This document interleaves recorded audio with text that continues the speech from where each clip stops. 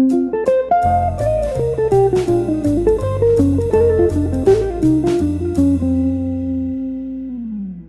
guys, David Clayton here with GuitarBreakdown.com, and today we are going to break down some Charlie Parker licks.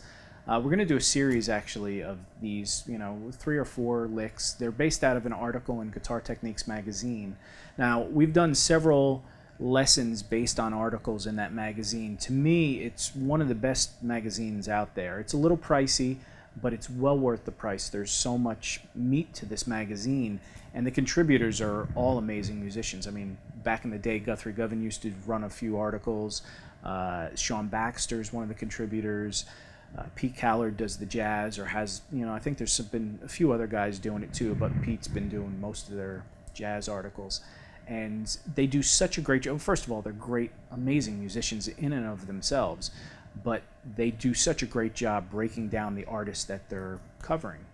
And I'm not affiliated with this magazine in any way. I love this magazine. It's one of those things that when I'm in a lack of inspiration or something, or I'm just playing the same old thing over and over and I want to learn something a little different, I go back to these articles. And that's kind of what I did here. This is based out of a March 2009 issue of Guitar Techniques magazine. So it's quite a bit older, 5 years old, 9, 10, 11, 12, 13, 14, about 5 years old. And I had to count on my fingers. And but they did a series, I think it was 2 or 3 months worth of articles based on Charlie Parker. If you're not familiar with Charlie Parker, great saxophone player, just Google him, whatever, I'm sure you're familiar with him. And this is a great way of, not just for jazz players, but for every player to explore further than what you're used to on guitar. I mean, we all get into the ruts. We want to learn, if you're a rock guy, you want to learn Paul Gilbert stuff, Steve Vai stuff, Guthrie Govan stuff. You want to learn all these things. The fusion guys, you're into, Scott Henderson, learning all these licks. But to go straight to the source of like sax players or horn players, they play and phrase completely different than guitar players because they have to actually breathe. So their lines have to pause at certain points. Guitar players can just run and run and run and run, and we kind of get into that rut at times. But when you really want to talk about phrasing, if you go straight to sax players, Charlie Parker, Coltrane, Michael Brecker, any of those guys, millions of them out there.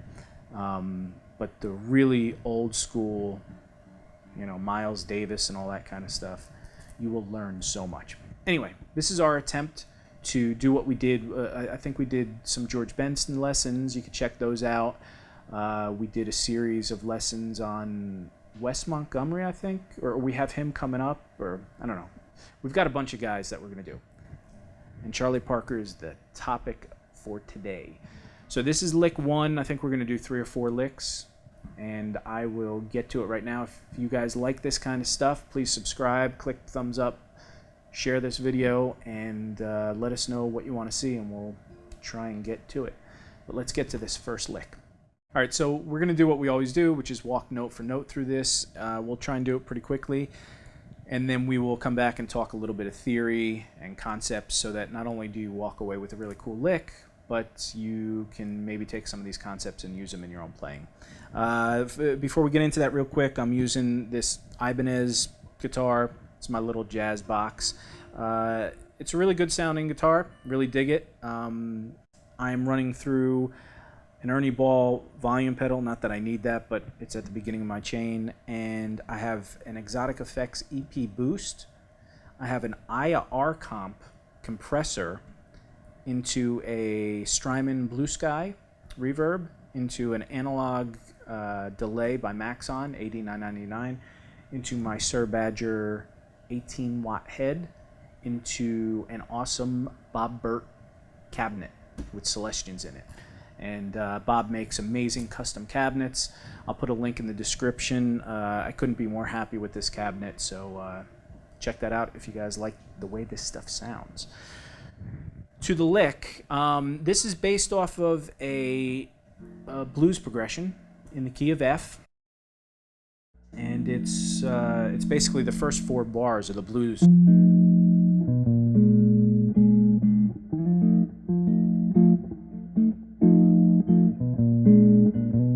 Right? So it's just over basically an F7 chord, to a B flat 7 chord, back to the F7 chord for 2 measures. So it's 1 measure of F, 1 measure of B7 or B flat 7, and then 2 measures of F. So this lick starts out running up in a simple arpeggio. It's basically going on the 10th fret of the D, G, and B string, then the 13th fret on the B and E string. So you have... Now in the tab in the magazine, I think it went up, instead of playing the C note on the B string 13th fret, it played the C note on the 8th fret of the E string. So it went...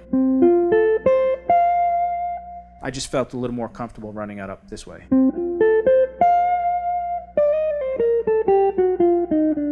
Then it just runs down a scale, which it's running down the 11th, 10th, and 8th fret on all the E, G, or E, B, and G string.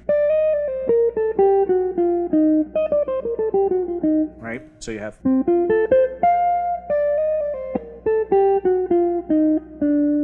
Then it goes down a half step to the 7th fret of the G string. So, and then it runs up another arpeggio. So from that 7th fret of the G string to the 10th on both the G and B string, and then that C note again on the 8th fret of the E string. So you have...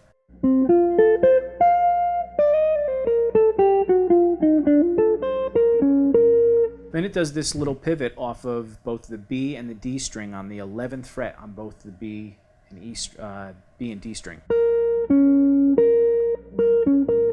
Right? Nice little 6th interval in there. So the whole thing is...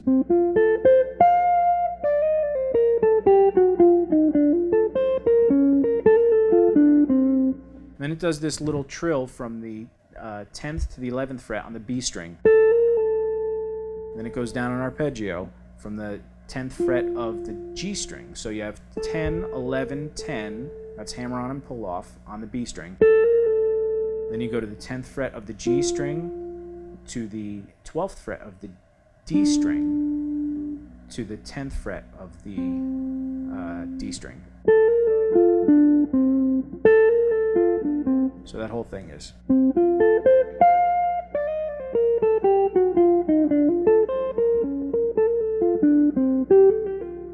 Then it does another trill, a similar kind of thing, but now it's doing a wider stretch from the 12, 14, 12, 10 on the G string. So you have...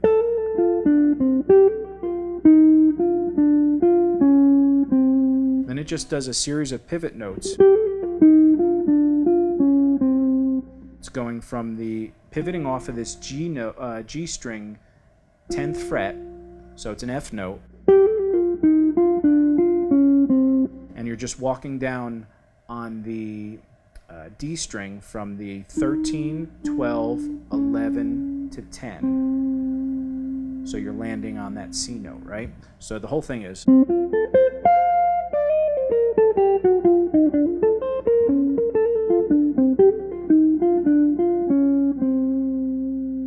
Now that last one, you're pivoting off of these notes, right? The 13th fret on the D string to the 10th fret of the G string, then 12th fret D string back to the 10th fret of the G string. But then this, you don't pivot back up to that note, you just walk down from 11 to 10. So